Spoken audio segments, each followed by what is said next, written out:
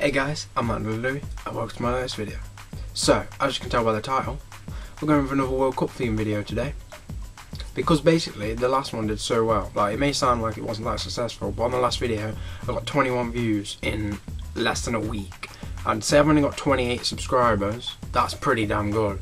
So I thought, since you guys seem to like them, I'm going to bring you another one. But this time it's not squad predictions, it's a group predictions, as in the World Cup groups, as in the groups that the teams in the World Cup are going to be in, as you probably know. But I wanted to go through more each team in detail and my predictions for each group and who obviously I think is going to come first and second out of the group and progress to the last 16. So obviously I'm going to start with Group A. Without further ado, let's get into the video. So obviously the first team in Group A, as you can see on the screen, is Brazil. Now, Brazil need no interruption. They've won the most World Cups out of any team. They have had some of the best players that the world has ever known over the years, such as Roberto Carlos, Pele, Ronaldinho, Ronaldo. Just quality players that they're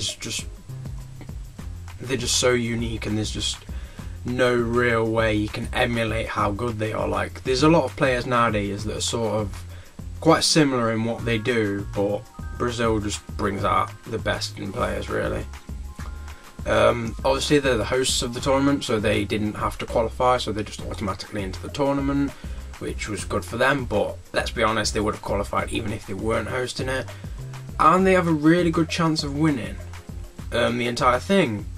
I'm not exactly sure whether they can win the whole thing, because you've got other teams such as Italy, Germany, even Colombia are pretty solid, and Uruguay, and you've got so many. Even England really have got a realistic chance. So it's really open this year. It's not a foregone conclusion as in some previous World Cups.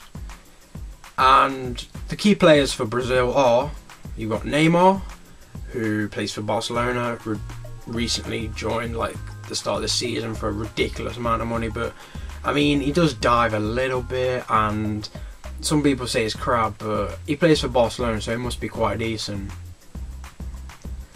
And then you've got Hulk, who plays for Zenit in Russia, and he shares the name with the superhero, and he's just awesome, really. He's great at long shots, he's got a brilliant left foot, great at free kicks, really good dribbler, really good shooter obviously, and he's just a quality player. And then you've got Fred. Yeah, Fred, then you hear the name and you think that guy's going to be terrible, but actually he's pretty awesome. He scores a hell of a lot of goals, and yeah, it's terrible on FIFA, but no one cares about FIFA when the World Cup's on. It's all about the actual game, not a video game.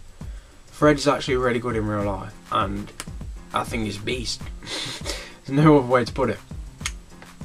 So next we've got Croatia, the European side, and they're a pretty decent team. They've not really ever accomplished anything at World Cups, but they are pretty decent. And the key players for those is Luka Modric, who obviously plays for Real Madrid, the midfielder. You've got Mario Mandzukic, who plays for Bayern Munich, and he's just an absolute quality player. It's just one of my, I don't know, it's just hard to hate, to be honest, because he just seems like a really cool guy. I mean, in the German league I prefer Borussia Dortmund, but Mandzukic is a likeable player and he's really good, and maybe he'll be the one that makes Croatia finally shine at a World Cup.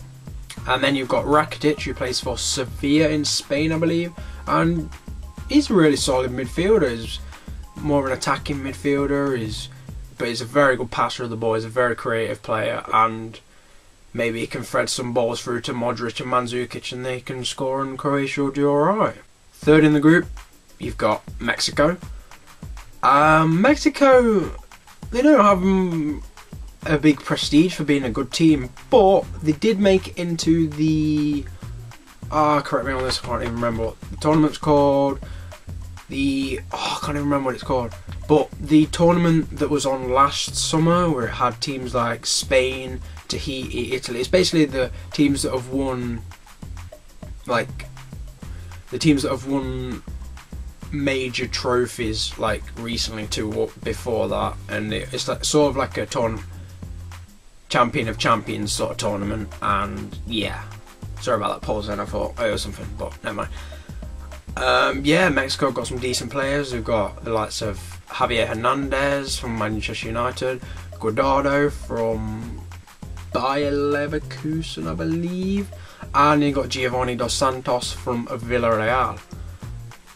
And they're all really quick, you know, the cliche about speedy Mexicans, not Speedy Gonzalez, the mouse. There's a lot of the Mexican players are very fast, but that works for a lot of teams. Like, I mean, possession football is sort of drifting out now. It's going into the more counter-attacking teams such as Real Madrid, and Liverpool are doing really good this season, and basically because of the speed and counter-attack. I mean, they don't keep that much possession. I mean, they're decent passes of the ball, but they're moving away from the tiki-taka football and more into the counter-attacking football, which is more exciting to watch, and I think it's more effective.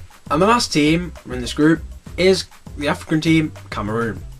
Now, I view them as the sort of underdogs of the group, and I'll probably have an underdog of each group for when I go through, but they're not an amazing side. I mean, they've got some decent quality players. They're not the best team. They've not really won anything, although I think they may have won the African Cup of Nations once or twice. I'm not quite sure on that. Someone will have to correct me in the comments if I'm getting any of these wrong, because I'm not that familiar with some of the teams.